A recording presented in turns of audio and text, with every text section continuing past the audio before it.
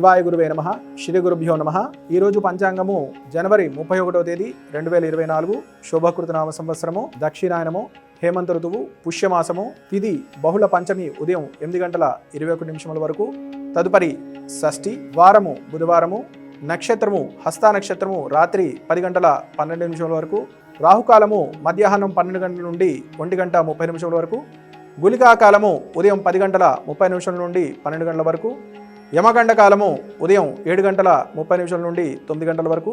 అలాగే వర్జం చూసుకున్నట్లయితే ఈరోజు తెల్లవారుజామున 4:54 నుండి 6:46 వరకు, దుర్ముహూర్తము 11:52 నుండి 12:37 వరకు.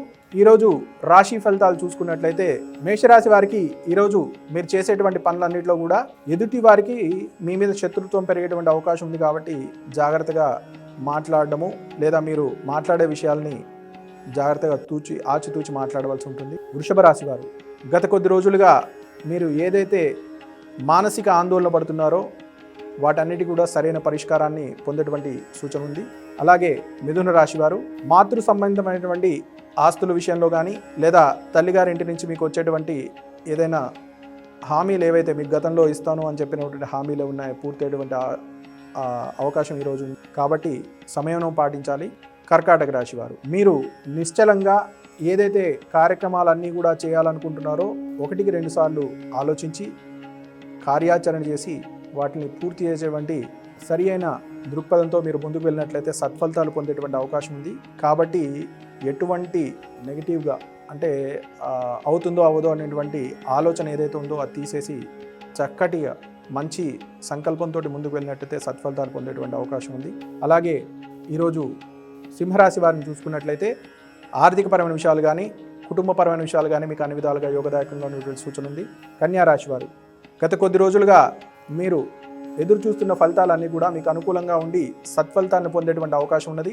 తులారాశి వారు పెద్దలు, గురువులు లేదా గురుతుల్యులు ఎవరైతే ఉన్నారో వారు మీకు మంచి ఆదరణతోటి వారు ఇచ్చేటువంటి సలహాలు సూచనలు అన్నీ కూడా మీకు మంచి యోగదాయకంగా ఉండి ఒక దిశానిర్దేశం ఏర్పడే అవకాశం ఉంది. కాబట్టి వారి యొక్క నిర్ణయాలన్నీ కూడా మీరు శిరసా వహించాలి. ఆర్థికపరమైన విషయాలు కూడా మీకు అనుకూలంగా ఉండేటువంటి అవకాశం ఉంది.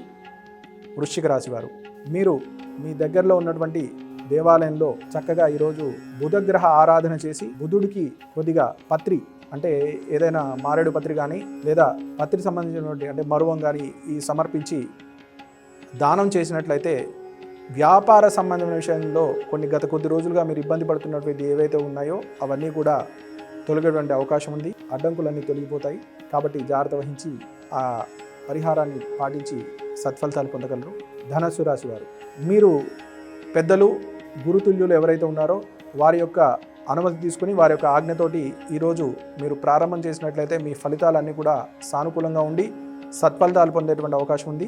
మకర రాశి వారు గత కొద్ది రోజులుగా మీరు ఎదురు చూస్తున్నటువంటి కార్యక్రమాలన్నీ కూడా పూర్తి అయ్యి మీరు సత్ఫలితాలు పొందడానికి మంచి అవకాశం ఉంది. కాబట్టి జాగ్రత్త వహించాలి. కుంభరాశి వారు ఆర్థికపరమైన లావాదేవీలు మరియు మీరు కోర్టు సంబంధించిన విషయాల్లో గత కొద్ది రోజులుగా ఎదురు చూస్తున్నటువంటి ఏవైతే ఫలితాలు మీరు పొందాలనుకుంటున్నారో వాటికి అనుకూలమైన సమయము. మీనరాశి వారు విద్యార్థులైతే మీరు చేసేటువంటి వృత్తిలోను కోర్సులో సత్ఫలితాలు పొందేటువంటి అవకాశం ఉంది. అలాగే ఉద్యోగస్తులు మీరు చేసేటువంటి ఇంటర్వ్యూల్లో సత్ఫలితాలు పొందేటువంటి అవకాశం ఉంది. కాబట్టి నమ్మకంతో మనోధైర్యంతో ముందుకు వెళ్లాల్సిందిగా సూచన.